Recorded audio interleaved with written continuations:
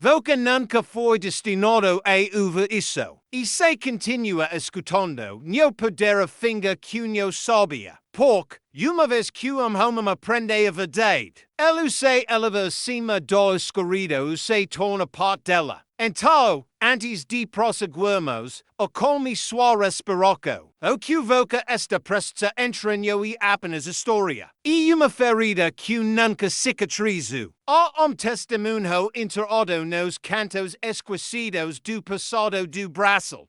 Que foi silenciado por quase 4 décadas. 38 anos de cativeiro. 38 anos assistindo e crueldade humana se afiar algo mais frio, mais enganado, mais deliberado do que correntes chocante. E o homem que sobreviveu a isso, Samuel Pereira, não apenas testemunhou o sofrimento, ele testemunhou o planejamento. Não a brutalidade caótica que as pessoas imaginam quando falam sobre escravidão, mas algo organizado, documentado, calculado.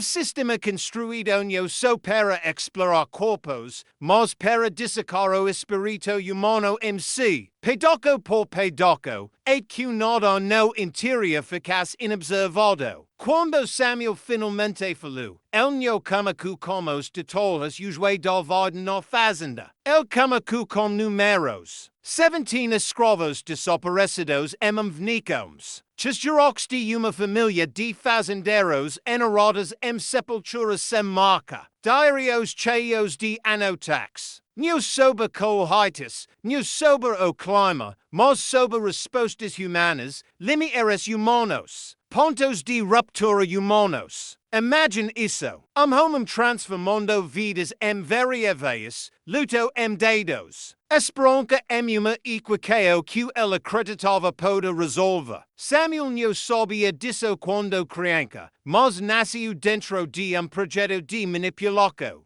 Prototipo de controle psicológico, muito antes de alguém dar nome isso. A fazenda onde ele viveu não era apenas lugar de trabalho focado. Era experimento inicial obediência institucional. Lugar onde o sofrimento não era acidental. Era registrado, medido, refinado. E o homem por trás disso, Tomás Oliveira, carregava diário de curo para todo lugar que ia. Rebuscando, adicionando notas mesmo enquanto seus escravos reservam. Trabalhava memoriam. Ele não estava documentando a vida. Estava aperfeiçoando a dominóquo. E a primeira memória de verdadeiro terra de Samuel não foi a violência. Mas o momento em que ele percebeu que algo ele observava e aprendia. Mas isso era só a superfície. O que Samuel descobriu em seguida mostrou que o verdadeiro experimento na Fazenda Beira-Rio já havia começado muito antes de ele entender que fazia parte dele. Samuel tinha apenas 7 anos quando sentiu pela primeira vez a mudança.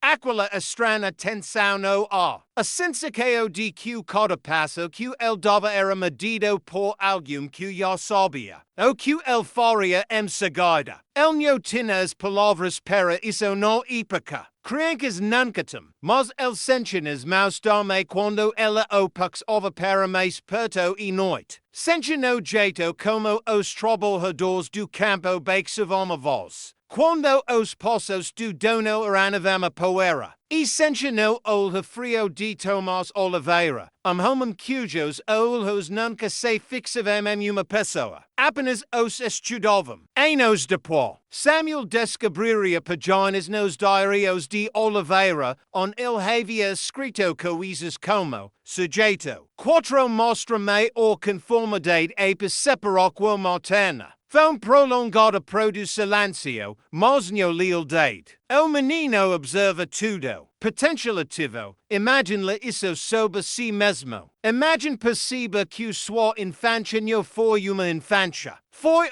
teste. Mas aos 7 anos, Samuel só sabia uma coisa. Algo estava perseguindo a fazenda que não era animal, não era fantasma. Mas parecia tão inquieto quanto. Vivia no silêncio entre os poços. Nas antigas colunas brancas do Costa Grande que se inclinavam ligeiramente fora do centro. Como se eito edifício fingiça algo cunho era. A Fazenda Beira-Rio parecia uma coisa construída por ambaqueio, mas mantida unida por segredos. Os campos se estendiam amplos, as senzolas alinhadas ordenadamente atrás do Costa Grande, e de longe poderia passar por lugar de ordem. Mas dentro das paredes, Samuel notava os padres. Como Tomás carregava aquele diário de curo para os campos, para a margem do rio, e para os enterros. Como ele posava no meio de uma sentença durante uma conversa com outro escravo, e simplesmente olhava. Olhos examinando o corpo e sua frente como a médico diagnosticando uma doença. E como cada desaparecimento, cada pessoa que evaporava das senzolas sem como aviso. Fazia Tomás escrever mais rápido, como se a perda se fosse parte do seu plano. Uma noite, Samuel viu seus pés susurrando. Suamedes, ele nos observa como se já sabes o que vamos temer em seguida. Seu pai respondeu, não e medo. Ele quer saber o que nos quebra. Essas palavras ficaram dentro de Samuel como uma arma enarada. Silenciosa mas afiada. Porque se homem está estudando seu medo, ele não hizo seu dono, e seu arquiteto. E o próximo desaparecimento mostraria a Samuel que o arquiteto estava prestes a começar seu projeto mais sombrio. Porque antes do rio leva sua primeira vítima. Antes das sepulturas na colina leste se encheram com seus mortos sem nome. Samuel testemunhou algo que o fez perceber que nada disso era coincidência. Era preparaco. O primeiro desaparecimento que Samuel realmente sentiu. O que cravou uma linha permanente de gelo em sua espina. Foi aliás,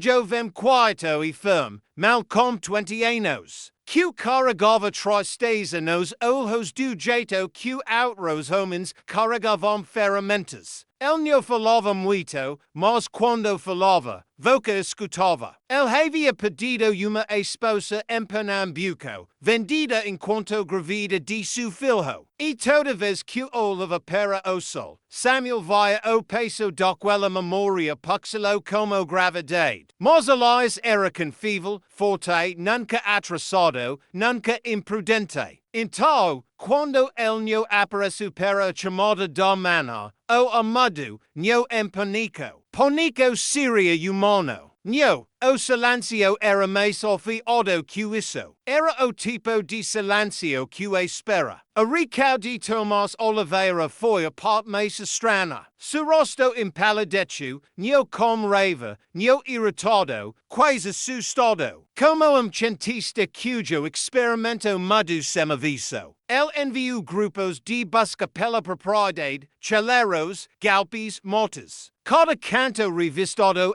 o sol se por duas vezes sobre o rio. Aliás não estava em lugar nenhum. Mas no terceiro dia, algo flutuaria abaixo. Uma camisa rasgada, pesada de lama, manchada com algo mais escuro. Tomás ergueu na frente dos escravos, focando uma calma em sua voz. Aliás tenta fuga, disse ele. O rio o levou. Mas Samuel estava perto o suficiente para ver a verdade que Tomás não conseguia esconder. Suas mãos tremiam. E quando o dono olhou brevemente para a colina leste, para a sepultura sem marca dos Oliveira, Samuel viu algo mais naqueles olhos, reconhecimento. Como se Tomás não estivesse suppresso que o Elias tivesse sumido. Se suppresso que algo em seu projeto tivesse acontecido antes do previsto. Naquela noite, a meio de Samuel correu oryx que não eram oryx de verdade. Ela implorava proteção de algo que se recusava a não mer. E no semana seguinte, quando o pequeno duo, trouble hader do campo no o filho do dono, adoçou violentamente e morreu em horas, a Fazenda Beira-Rio mudou novamente. Muitos eram comuns no Escravidão, mas duas almas desaparecendo em 2 semanas. Isso era uma mensagem, e a mensagem não era de Deus o do destino do Rio. Era dos diários. Porque cada desaparecimento, Samuel via Tomás se retira para seu gabinete e escreve por horas. Lápis arranjando tão rápido que a madeira quase quebrava. Augusto, o escravo alfabetizado, era chamado. Os dois homens sussurravam atrás de uma porta trancada. Samuel não entendia ainda, mas sentia. Isso não era tragédia. Era observação. E a fazenda não estava falhando. Estava evoluindo. Mas o que Samuel encontrou naqueles diários em seguida. Os cálculos frios escondidos entre linhas de caligrafia arrumada. Revelou que o desaparecimento de Elias não era o cameco. Era línia, e cruzilo significava que os verdadeiros horrores poderiam finalmente começar. Samuel não pretendia encontrar os diários. Curiosidade lugar. Como a Beira-Rio poderia fazer homem vendido. Chiqueteto apagado como Elias, mas quando voca cresce sombra de predador. Como que aprender a se mover em silêncio, a escutar atraves de porta sem respirar. Ela o perigo do jeito como em heroes lim tempestades. El tinha 14 anos quando Tomaso designou para ajuda Augusto no gabinete. Na superfície, parecia privilegio, trabalho interno, longe do sol, longe do alcance do copotas. Mas Augusto sabia melhor. E uma noite, quando Tomás saiu para encontrar crido no pátio, Augusto se inclinou e se chorou. His paginas que el tem que outros veiam. Essas paginas estavam em uma gaveta trancada. Uma gaveta que Augusto sabia abrir. Dentro havia diários diferentes de qualquer coisa que Samuel imaginara. Paginas amareladas nas bordas, cheias de números e símbolos, especos de rostos, diagramas de corpos. Listas de ricos puniques, anotax sob luto, raiva, conformidade, registros. Experimentos. As mãos de Samuel tremiam enquanto lia, do medo de sapego, embora esse medo fosse real. Mas da descoberta de que o homem que os possuía não queria simplesmente obediência. Ele queria compreensão, controle no nível de ossos e memória. Uma entrada descrevia quanto tempo uma mulher trabalhava após perder filho. Outra analisava como a fome alterava a lealdade. Outra detalhava como padrão específico de chicotadas transformava silêncio em submissão em horas. Mas uma linha congelou Samuel completamente. Elias, resultado útil. Confirma padrão. Observa outros. Resultado útil. O desaparecimento de homem. Resultado. Samuel entendeu então que Elias não se afogou. Ele foi escolhido. E a escolha não era aleatória. Era de Deus. Augusto observou a expressão de Samuel enquanto o menino fechava o diário. Voca vi agora, diz Augusto Beixinho. A escravidão é suficiente para ele. Ele clamou pela mente. Samuel perguntou, por que nós? Por que aqui? Augusto deu o tipo de resposta que marca homem para a vida. Porque ele acredita que ninguém nunca perguntara o que aconteceu em lugar.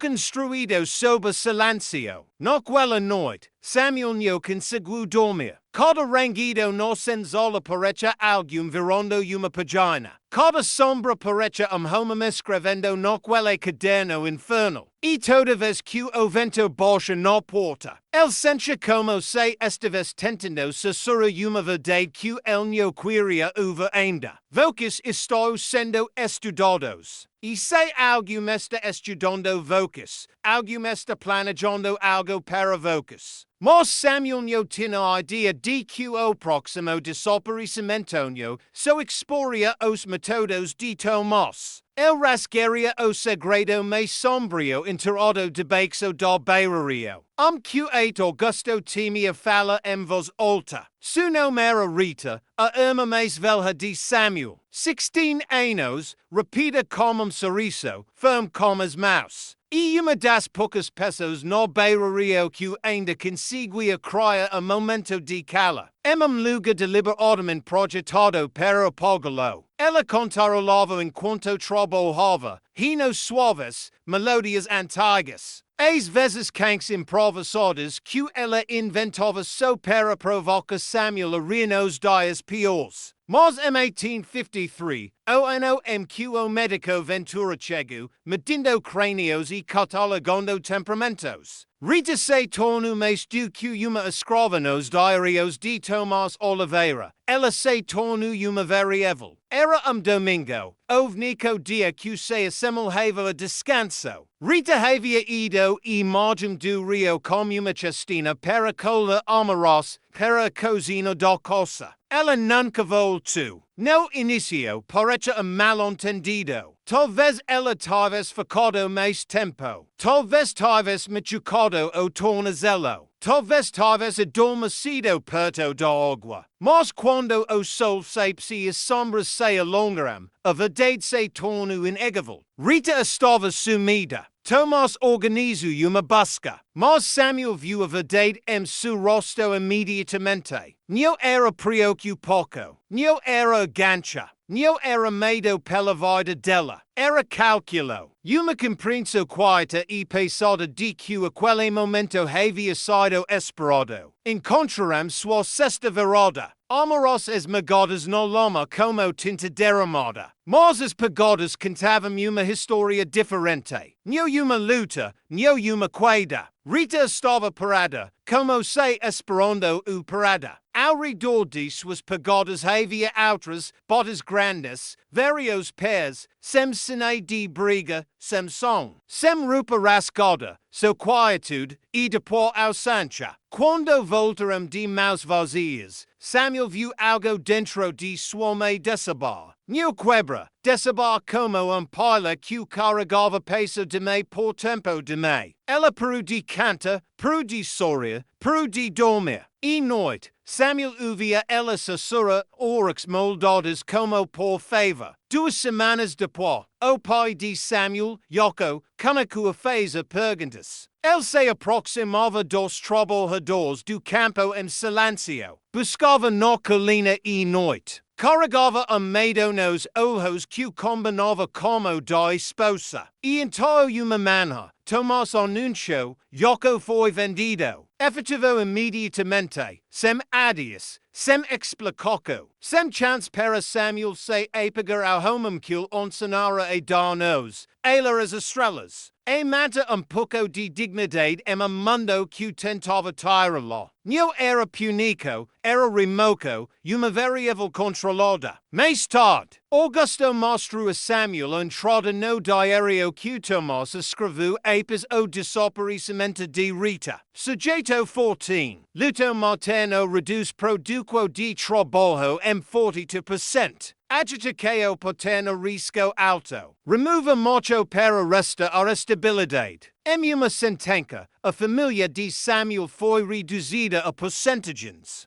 Se tornou uma medida. Ama se tornou uma forra. E Rita se tornou uma figura desaparecendo em estudo desfalcado de sobrevivência. Samuel sentiu algo quebra dentro dele. Não só luto, mas despertar. O tipo que vem quando voca percebe que alguém tem lido sua vida como se fosse uma página. Em seu caderno privado. Mas Samuel não sabia a verdade ainda. Que o desaparecimento de Rita não era evento isolado. Mas parte de padrão que Tomás vinha aperfeiçoando. E a próxima revelou que mostraria a Samuel exatamente qual longe esse experimento já havia ido. Samuel acaba que entendia o horror. Acaba que perdeu Elias, perdeu Rita. Perdeu seu pai para uma venda enganada como procedimento médico era a forma completa do que Tomás Oliveira era capaz. Mas a verdade era mais fria, mais ampla, mais antiga do que qualquer coisa que ela imaginara. Não era so crueldade,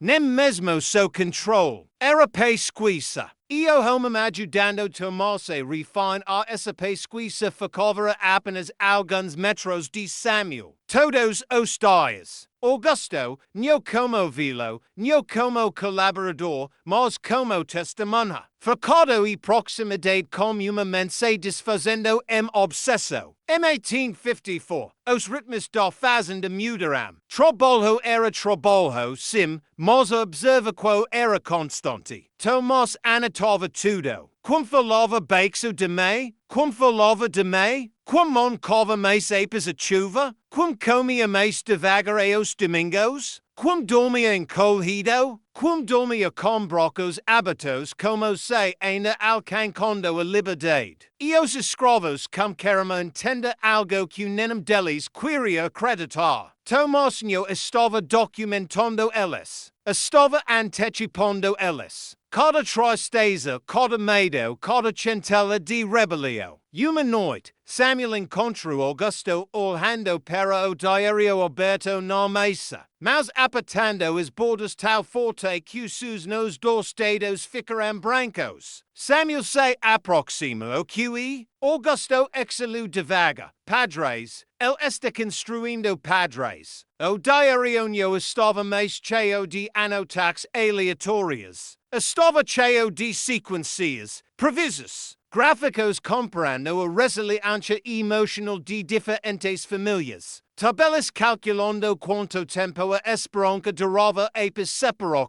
Observe sobre que personalidades eram mais propensas a quebrar silêncio e que poderiam incendiar outras. Samuel viu uma página e viu algo novo, uma categoria rotulada protocolo de desaparecimento. Sua garganta apertou. Listados abaixo estavam datas, nomes, anotaques e a linha que fez sução gela. Sujeitos respondem a sumicos inexplicados como ou conformidade por 6 a 12 semanas. Medo mais efetivo que punico. Samuel sussurrou. El planeju eles. Augusto assentiu. El planeju todos eles. Cada ausancha, cada rosto sumido, cada família destruída, no acidentes, no fugas, no afogamentos no rio, sistema de pressão deliberado. Uma máquina psicológica. Samuel sentiu su estômago quer ao perceber algo muito mais sombrio.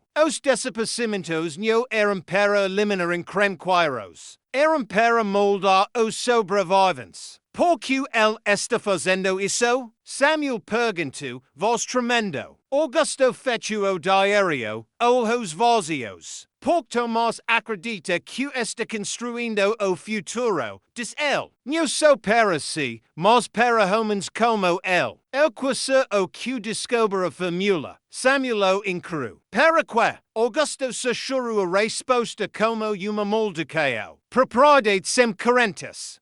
Silêncio caiu entre eles. O tipo que parece vivo, como algo respirando logo atrás do seu ombro. Por se correntes não fossem necessárias, o que o mundo se tornaria? Mas Samuel ainda não havia visto a parte mais sombria do projeto. O segredo trancado nos diários. Mas venico homem trazido e Beira-Rio sob o disfarce de medicina. Homem cuja chegada marcou o verdadeiro início do pesadelo. Seu nome era Dr. Silas Ventura, homem magro, de ombros estreitos. Com olhos que nunca piscavam no momento certo. Ele chegou em 1853 com uma bolsa médica preta e uma carta elogiando a documentação científica de Tomás Oliveira sobre a fisiologia dos negros. Mas desde o primeiro momento que Samuel ouviu, ele entendeu. Esse homem não veio para curar a ninguém. Veio para medir o que poderia ser tomado. Ventura inspecionou cada escravo na fazenda ao longo de 3 semanas. Não com compaixão, não com curiosidade, com método. Método surgico frio. Ele media crânios com paquímetros de letal que brilhavam ao sol. Pressionava agulhas em brocos e anotava quanto tempo levava para o flinch começar. pergentava sober sonos, neo esperanques, neo sentimentos más sonos. Examinava cicatrices como se fossem paginas livro que ella sabia. E sempre Tomás Oliveira ficava atrás dele escrevendo. Samuel nunca vira escravos tão quietos.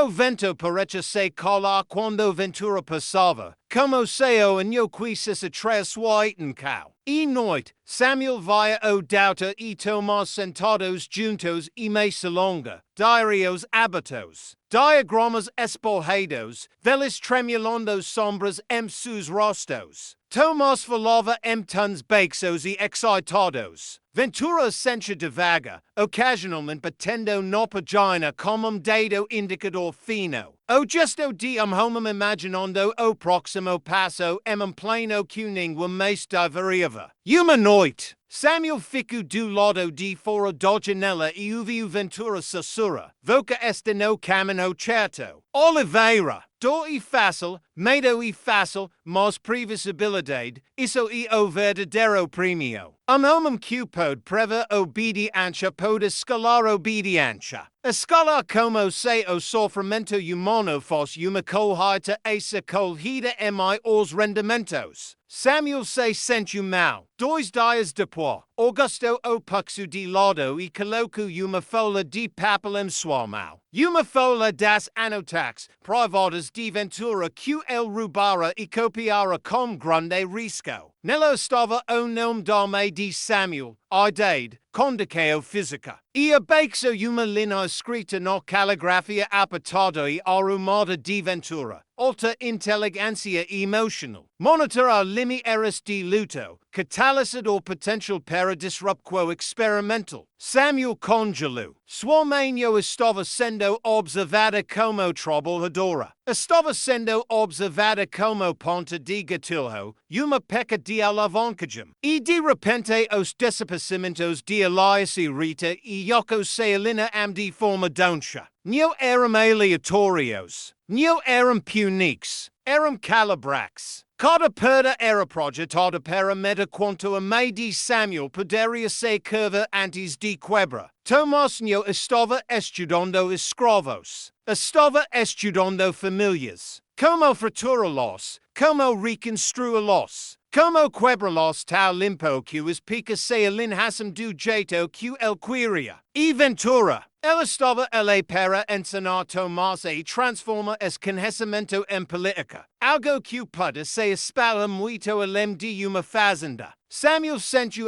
calafrio subir por sua espina ao perceber algo terrível. Isso nunca foi sobre lucro. Era sobre desenvolvimento. A fazenda não era uma plantação. Era prototipo. E ele, junto com todos que amava, vivia dentro de teste de campo por anos sem saber. Mas Samuel ainda não havia visto a crueldade mais profunda da visita de Ventura. O teste que destruiria o pouco de inaconcha que restava. E revelaria que o trabalho mais sombrio da Beira-Rio não acontecia nos campos. Mas atrás de uma porta trancada, que nenhum escravo deveria entrar. A porta trancada ficava no fundo da casa grande. Uma moldura de madeira estreita reforçada com debradicas de ferro que não combinavam. Como o resto da arquitetura, escravos não eram permitidos perto dela.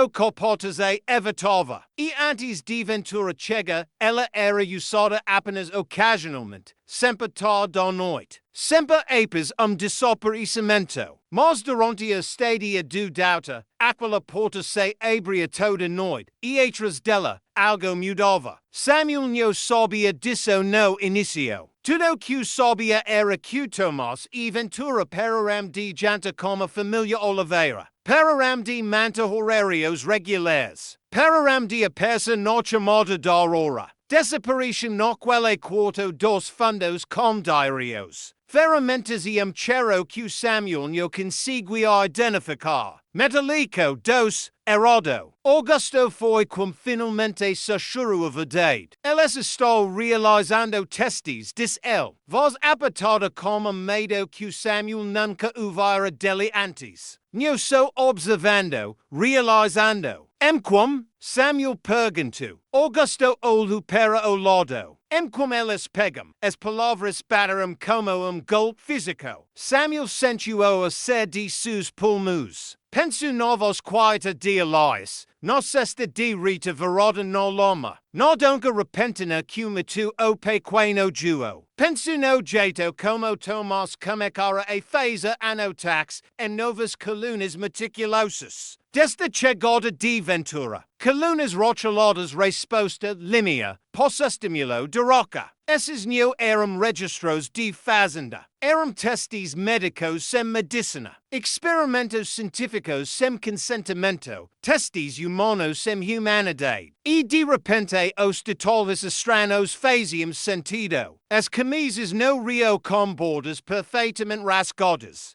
Os desaparecimentos cronometrados em torno de estresse financeiro sazonal. Os comentários do douta sobre padres de recuperação. O jeito como as mãos de Tomás tremiam apes Elias sumir. Porque Elias no fugiu. Rita no caiu na água. O pequeno juo no moro de inflamação intestinal. Todos haviam sido levados por aquela porta. A voz de Samuel restiu ao sussurro. Porque? O que eles estão tentando provar? Augusto fechou os olhos. Que podemos ser remodelados. El disque sofrimento aplicado precisamente pode transformar homem exatamente. No que eles querem que ele seja. Eles estão tentando ver quanto humano pode ser curva. Antes de se tornar algo completamente diferente. Samuel sentiu o quarto inclinar ao seu redor. Algo completamente diferente, não só obediente, não só controlado, enganado. El queria grita, quebrar a porta, rastar cada diário para o fogo. Mas tudo que pede fazer foi ficar-lhe, mais tremendo enquanto Augusto colocava algo em sua palma.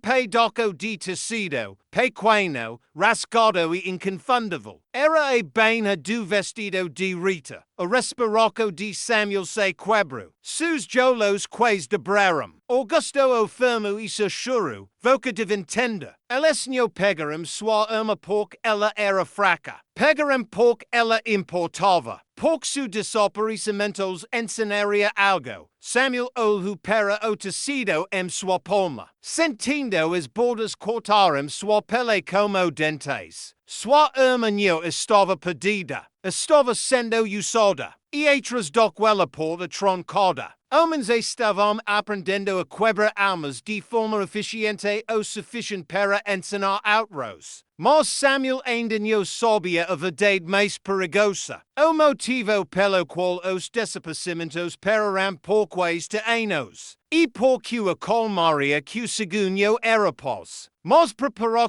para o capítulo mais sombrio que a Beira-Rio já conhecerá. Por quase 2 anos, a Beira-Rio ficou inquieta. Sem desaparecimentos, sem gritos noturnos abafados pelas mortes densas. Sem novos nomes adicionados às colunas frias e clínicas de resposta e recuperação de Tomás. A porta trancada ficou fechada. O douta foi embora, e os diários juntaram poeira na mesa de Tomás, fechados. Para qualquer forasteiro, parece retorno e vida normal. Tão normal quanto a vida em correntes poderosa. Os trabalhadores do campo sussurravam que talvez a fazenda tivesse mudado. Que talvez o pior tivesse passado como a partida de ventura. Mas Samuel sabia melhor. Silencio não e paz. Silencio ia inspiração antes do próximo golpe. E a quietude que se instalou sobre a Beira-Rio parece fabricada, arrumada demais, intentional demais, como palco sendo montado para público que não sabia que fazia parte da performance. Samuel via Tomás Vega pelos meses como homem que recebera uma resposta que não queria. e ainda não sabia como usar. Ele passava longas horas sozinho em seu gabinete, olhando para os diários sem escrever uma única palavra. Seu cabelo roreava, seus olhos se afundavam, suas mãos tremiam mesmo ao levantar uma xícara de chá. Algo o mudara. Algo que ele vira naquele quarto, algo que abalara a ele. E ainda assim, o trabalho pro. O filho de Tomás, Ricardo, agora quase adulto, herdou grande parte do gasto diário da fazenda. Ele era mais suave,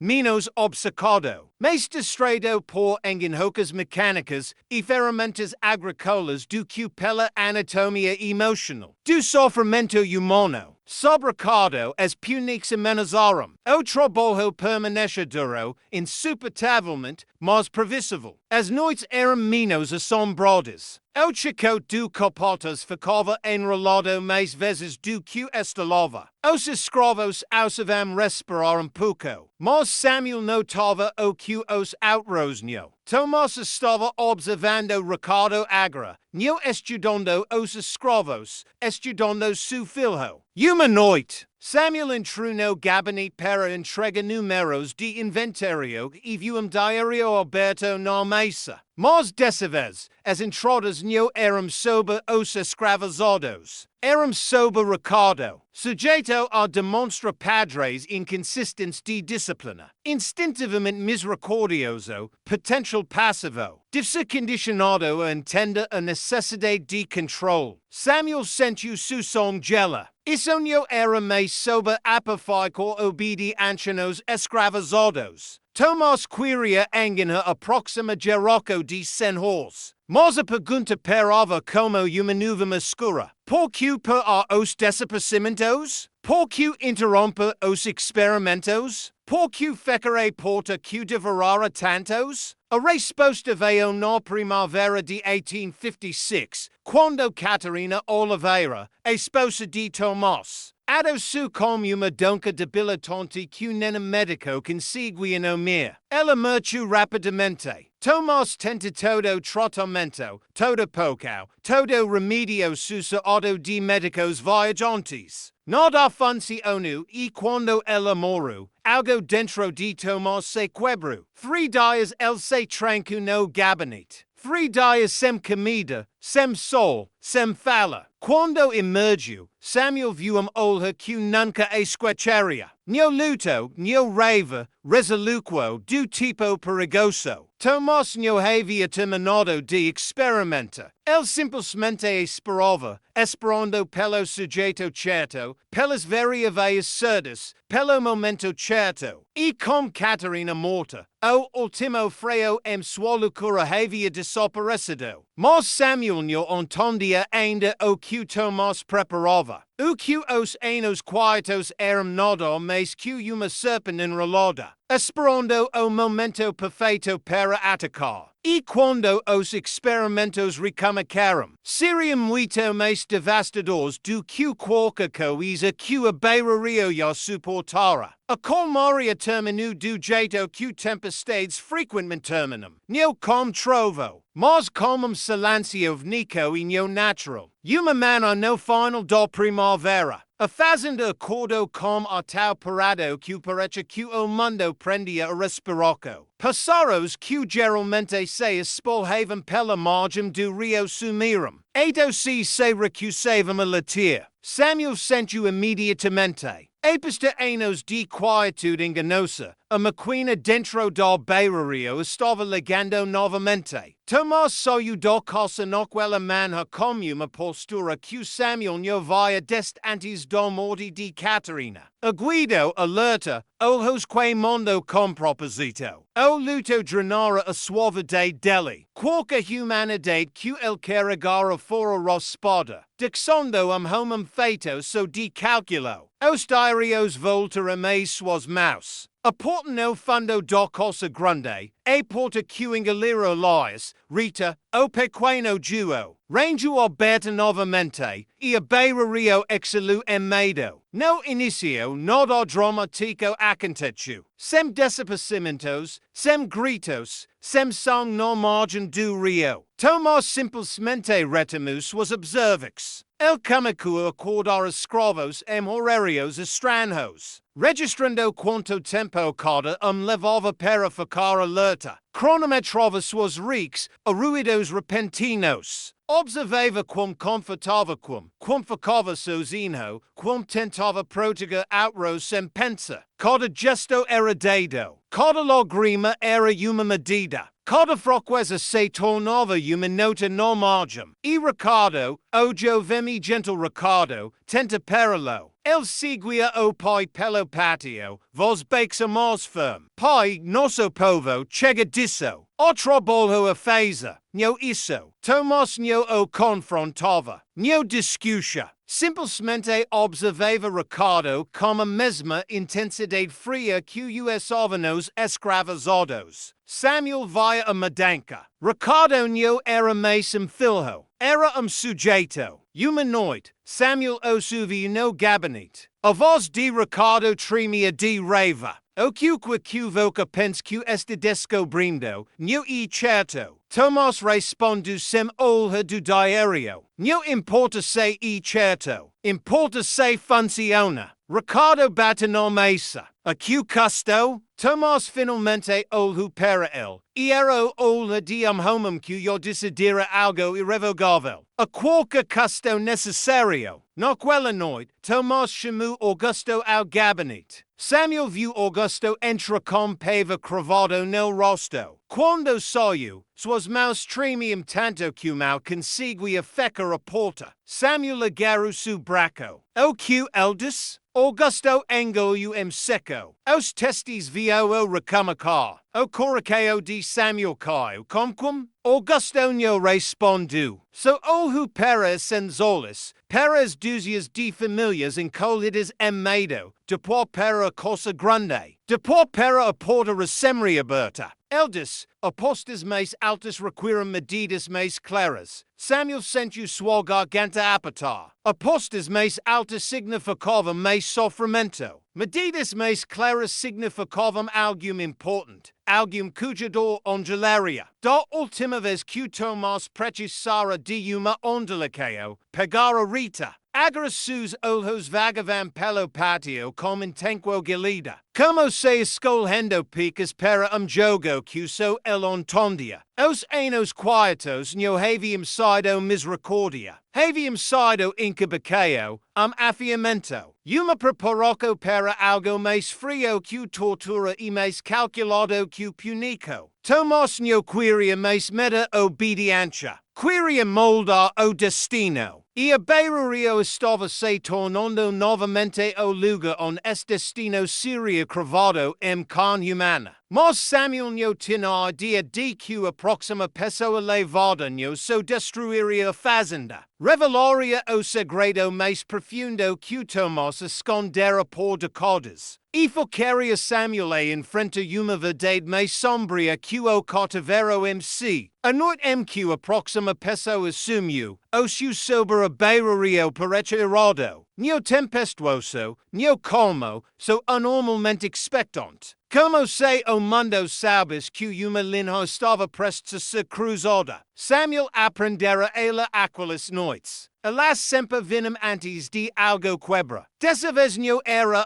trabalhada do campo. Não era trabalhada da cozinha. Não era dos jovens que Tomás via como substituíveis. Era graca, mal com 15 anos, de fala suave, gentle, filha de Sarah, que trabalhava ao lado da mãe de Samuel na cozinha. Graca, que ainda troncava o cabelo com fitas sempre que encontrava retalos de pano. Graca, que se recusava a para de cantarola as cães que Rita contava mesmo quando outros diziam que não era seguro. E assim como Rita, ela assumiu sem grito. Acontetu na hora ontra o crepchkilo e escorrido total. Quando as lanternas da fazenda tremiam, mas ainda não estávamos acesas. Graca anno da cozina ao pouco, 30 metros no maximo, e nunca voltou. Suame esperu, chamando Beixino no inicio, depois mais alto, depois frenética. Quando os homens foram enviados com tochas, o patio já estava cheio de pava. Samuel não esperou permissão, coru, verificou pouco, o defumador, a beira da mota. A margem do rio, nada, mas quando circulou de volta para a Costa Grande, viu algo que o congelou não. Luga, a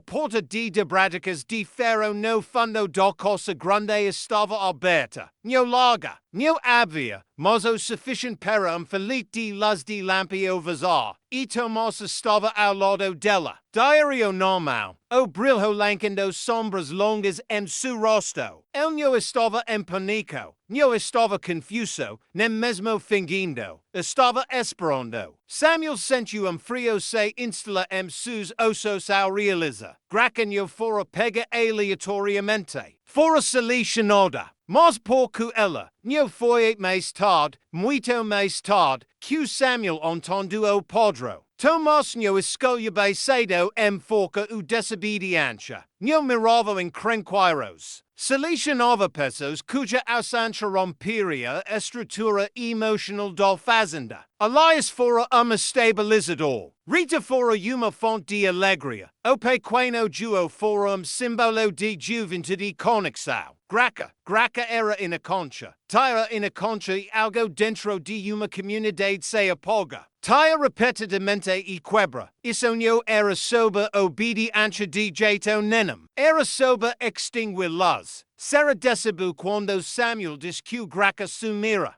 Som saiu de sua garganta. Não coro, não grito, mas algo mais profundo, rugido. Como vai descendo rasgada. Samuel segura seu corpo tremendo enquanto ela balancava violentamente. Sussurrando o nome da filha repetidamente. Naquela noite, Tomás escreveu em seu diário por horas. Samuel observou das sombras. Escreveu como gancha. Escreveu com fome. Escreveu como homem que finalmente encontrou a medida que tentava capturar por anos. Quando terminou, fechou o diário gentilmente, quase carranhosamente, e sussurrou para si mesmo, finalmente. Previsível, a palavra revirou o estômago de Samuel. Sofrimento previsível. Luto previsível. Control previsível. Samuel entendeu então que Tomás não queria simplesmente obediência. Queria morrer alma humana tal precisamente. Que o quebrar se tornasse previsível, confível, repetível, escalável. Samuel cambaleia para longe da janela, tremendo. Ele não sabia ainda. Mas estava se aproximando perigosamente da verdade que Tomás protegia rodacodas. Uma verdade mais antiga que Ventura. Mais antiga que os Experimentos. Mais antiga que a Beira-Rio MC. Uma verdade enarrada na colina leste. Uma verdade que poderia desfazer tudo. Pouca próxima revelou que não era sob outro desaparecimento. Era sob a sepultura sem marca na colina e o legado sombrio que elas guardavam.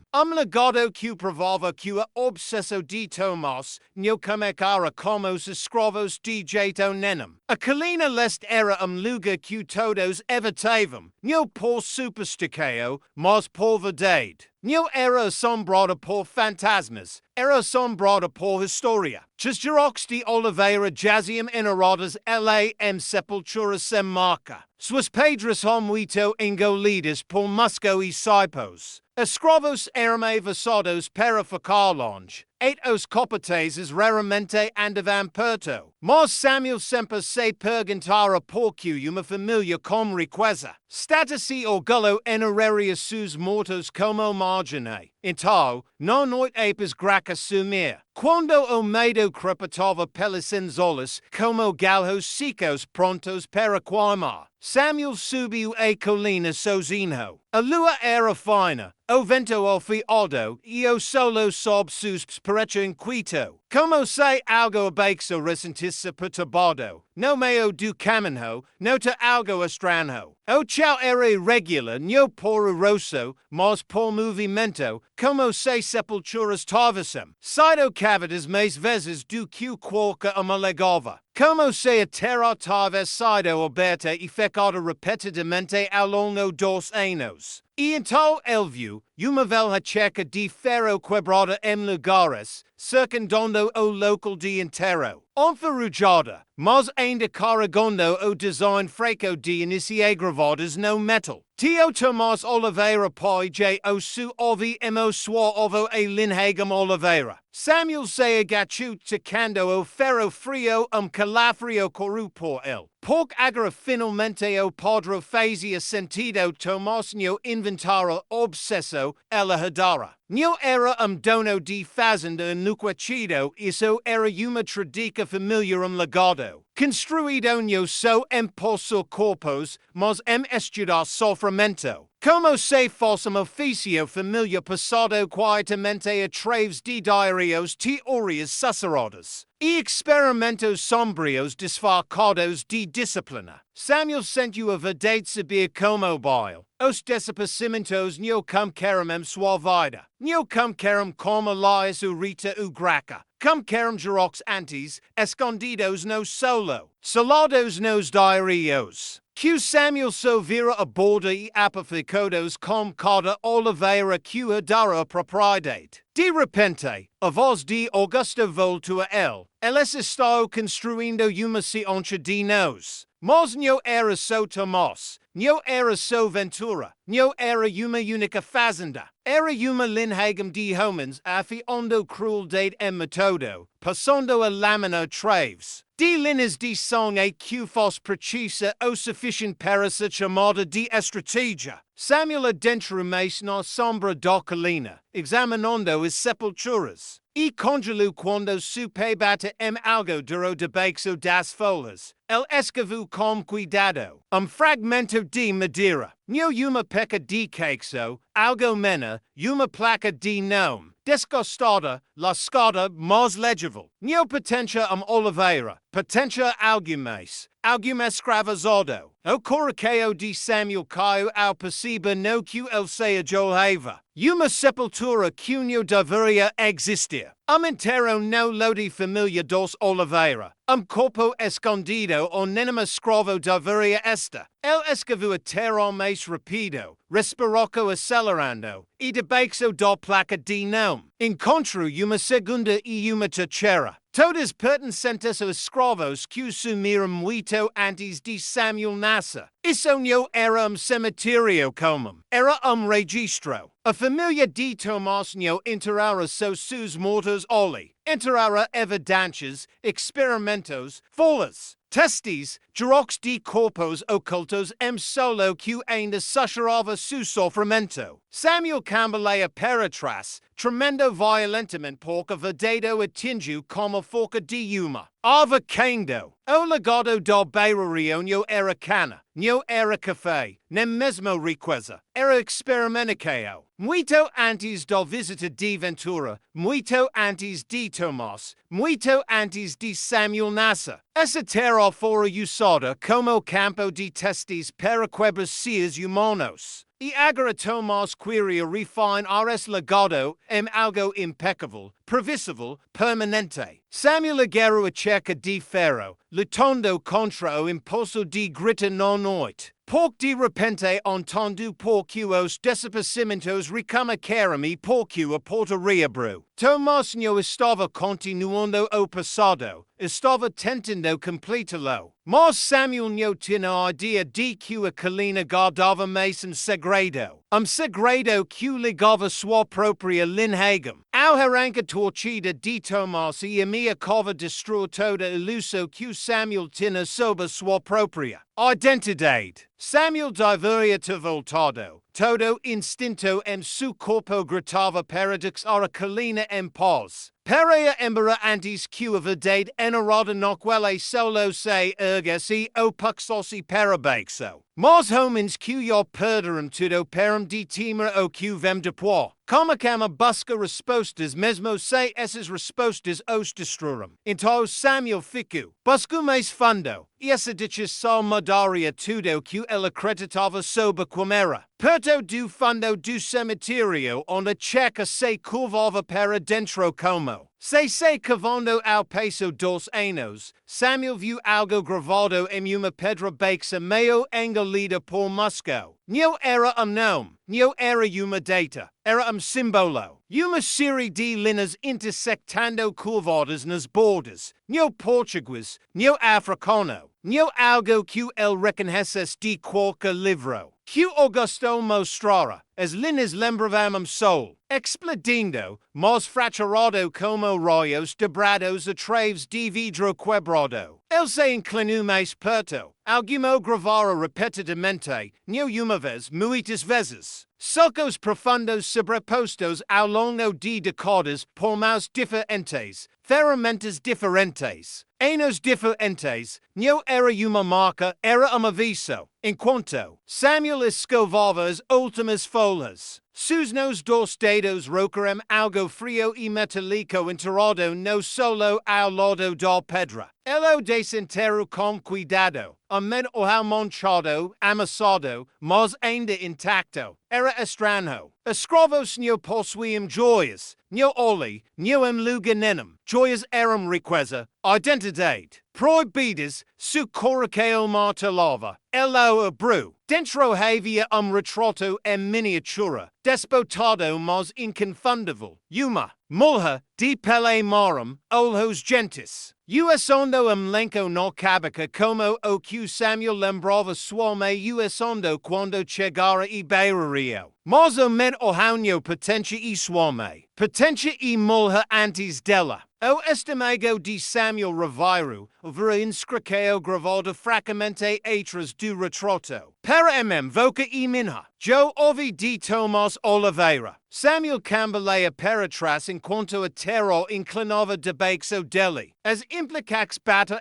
como soco nos costelos. Essa mulher não estava enterrada no cemitério dos escravos. Estava enterrada entre os mortos dos Oliveira, colocada deliberadamente em seu lote. Su medalhouse, su retrato, sua sepultura escondida sob solo família. Ela não era só uma cautiva. Não era experimento. Era algo mais, segredo, uma conexão. Laco proibido que fora enterrado porque reescrevia todo o legado dos Oliveira. Samuel sentiu algo frio se enrola em sua espinha. Augusto insinuara uma vez, que a mãe de Samuel carregava uma tristeza estranha. Uma pesadez que não combinava com sua forca quieta. El dissera, sua mãe sabe coisas que nunca dira em voz alta. E agora Samuel entendia porquê. A colina não era só onde os Oliveira escondiam os corpos de seus experimentos forjados. Era onde escondiam as consequências de seus próprios pecados. Xerox de senhores que quebravam mais que corpos. Quebravam barreiras, usando os escravizados não só como mão de obra, mas como propriedade para moldar, controlar, violar e decatar. Mas essa sepultura era diferente. Essa mulher significara algo. O suficiente para ser enterrada perto deles. O suficiente para sinal de afeto o posse ser colocado com ela. O suficiente para ouvir de Tomás gravar aquele estranho símbolo de sol. Explodido em sua pedra repetidamente, mesmo enquanto a família enterrava a verdade. Samuel olhou para o retrato, a inclinou a família do quixo da mulher, o tom de sua pele, a curva de sua mac de rosto. Parecia como ele. Não, parecia exatamente como ele. A gravidade sumiu. O tempo sumiu. E de noite para su quer em silêncio enquanto o significado tomava forma. Isso não era só uma fazenda de experimentos. Neo era so uma linhagem de crueldade. Era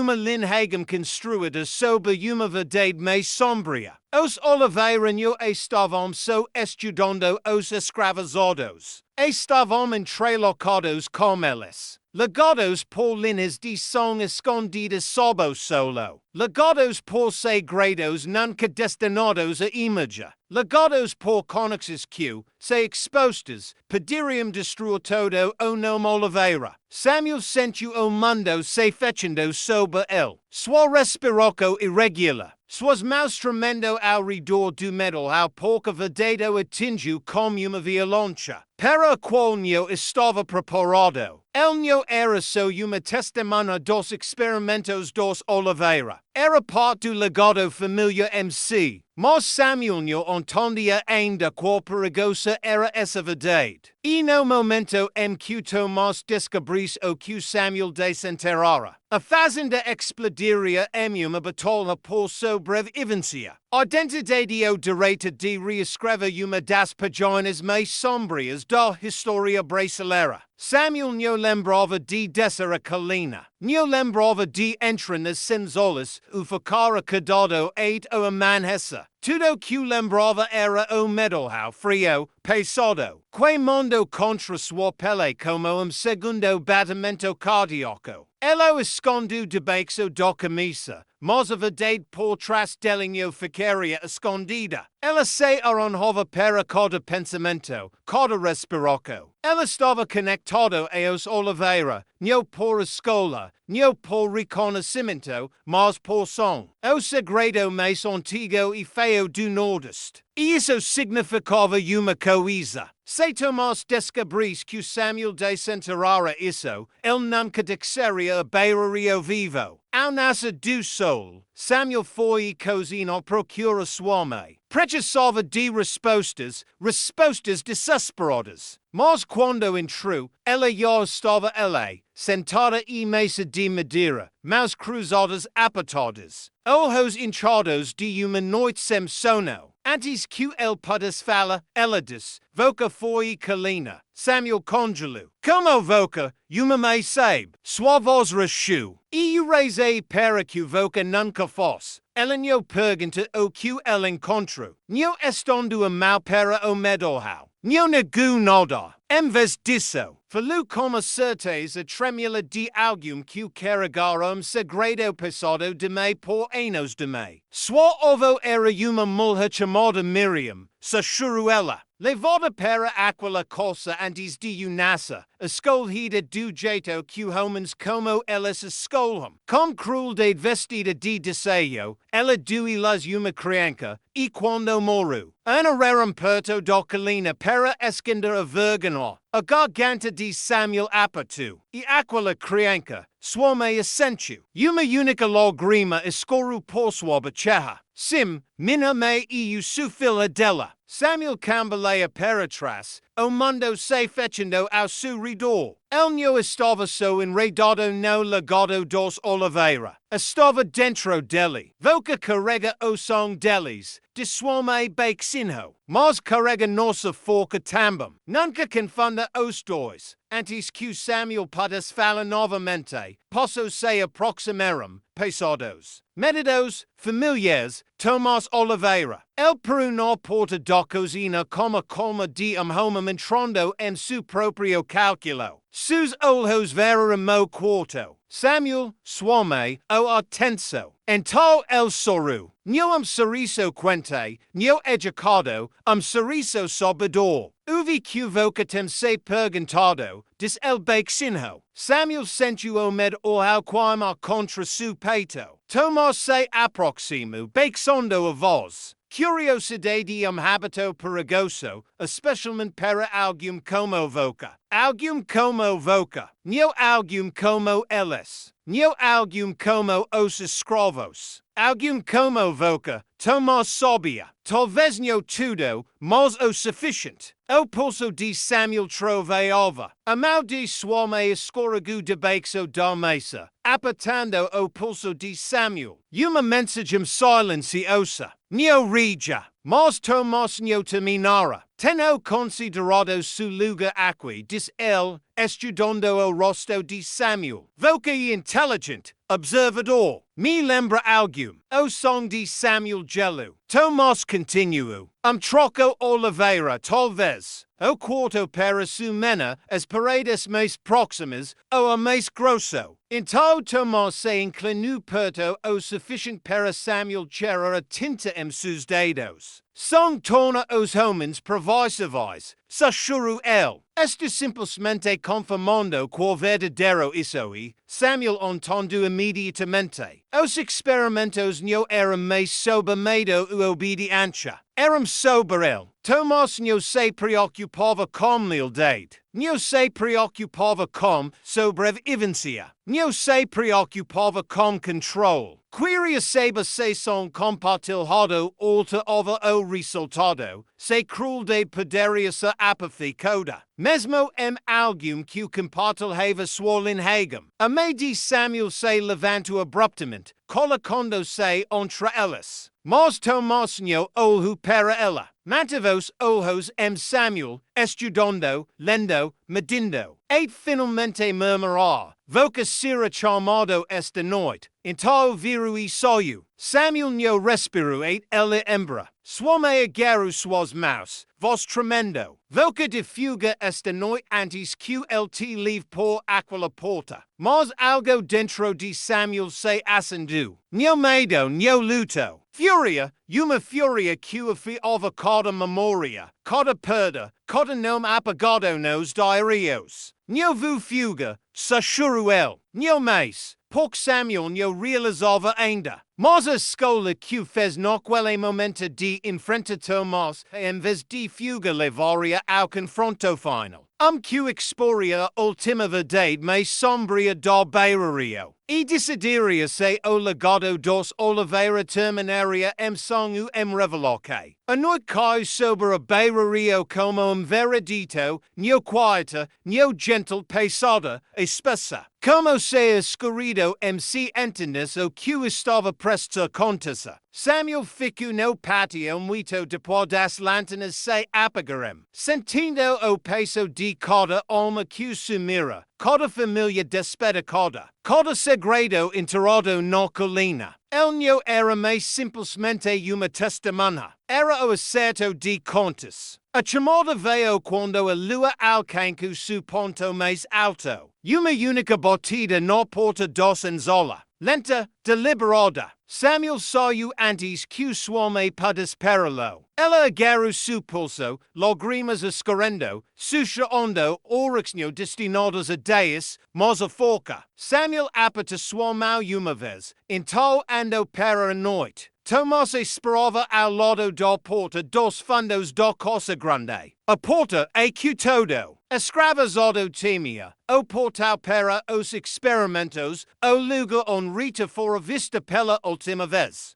Graca sumira, o legado dos Oliveira se alimentava de vidas quebradas. Tomás ergueu uma lanterna. Venha, diz el beixinho. Samuel seguiu, não como sujeito, mas como homem carregando o peso de Xerox em seu peito. Dentro do quarto, o ar era mais frio que fora. Uma mesa ficava no centro, correntes aperfusadas em seus lados. Instrumentos dispostos ordenadamente ao lado, alguns para cirurgia, alguns para tortura. Todos para controle. Diários jaziam abertos em uma segunda mesa, páginas cheias de diagramas de nervos. Especos de rostos distorcidos em dor. Colunas de limi eras emocionae. Tudo que Samuel temera estava em lugar. Tomás fechou a porta atrás deles. Voca entende por que está aqui? Samuel o encarou com uma calma que não reconhecia. Porque encontrei a colina. A sobrancelha de Tomás se contraiu. Sim. E porque voca o primeiro que poderia carregar o legado adiante. O estômago de Samuel se revirou. Legado? Voca quadizer a crueldade que herdou? Tomás balancou a cabeça. Não crueldade, compreensou. Ele se aproximou, olhos brilhando com algo febril. Moi pai os estudou. Moi ouvi como os diários. Mas eu refinei o método. Ventura ajudou a moldá-lo. Mos voca, ella ponte para Samuel. Voca temament para isso. Pod terminar o cuchas gerox cum carum. Samuel sent you algo profundo dentro deli endurasa emico. Nyo vu continua sua donca. Tomás riu bake sinho. Voca nyo escoli. Esta no su song. Mate di voca nos pertence. Foi o momento MQ Samuel realizo algo profundo. Sonho definum homem, mos verdade sim. Ia verdade do Beira-Rio era mais antiga e mais sombria e pronta para queimar. Samuel avançou 8 facaras centímetros de Tomás. Suavos era firme. Mas cada palavra carregava o poder de anos de dor enarada. Voca aca cupod preva pesos, medilos quebralos. Mas nunca entendu a única coisa que nos torna perigosos. Io que isso? Tomás murmurou. Nos lembramos. Samuel atacou primeiro. Neo selvagem, neo frenetico, preciso. Do jeito que Augusto ensinara a se mover em silencio pela costa. A lantana se quebrou. Escurido explodiu pelo quarto. Tomás cambaleia, chocado, agarrando a mesa. Samuel o impuru contra a parede. Tomás arranjava porra. Voca está provando muy ponto. Neo, Samuel Ross nu. Está terminando. A luta foi brutal, mas Tomás era mais velo, mais fraco. Esvaziado pela obsesso. Samuel o jogo para trás novamente. As prateleiras quebraram. Diários choveram como folhas mortas. E quando acabaca de Tomás bater na borda da mesa, su corpo ficou mole. Samuel ficou sobre ele, peito a fondo, coraqueo batendo. O último suspiro Oliveira saiu no chão do quarto onde ele quebrara tantas vidas. Silencio retenu, mas não o velo silencio. Não o silencio do medo. Es era o silencio de fine. Samuel não destruiu os diários. El os reuniu. Cada página, cada diagrama, cada linha de cruel de desfacada de ciência. Carregou-os para o patio enquanto os escravos acordavam confuso. Em tal falu palavras que ecorriam por cada homem presente. Esse o legado deles. Esses livros, essas mentiras, esses experimentos. Esta noite terminamos. Esta noite escolamos quando nos tornemos. Eles empilharemos diários no patio, derramarem vleo, acenderem fogo. E as chamas subiram mais alto que qualquer chicote qualquer corrente. Qualquer legado poderia alcançar. Samuel recu, vendo o fogo consumir séculos de escurido. E naquele momento, entendu algo com clareza absoluta. Vocanho poder dar o mal de outra pessoa se recusa a carregá-lo.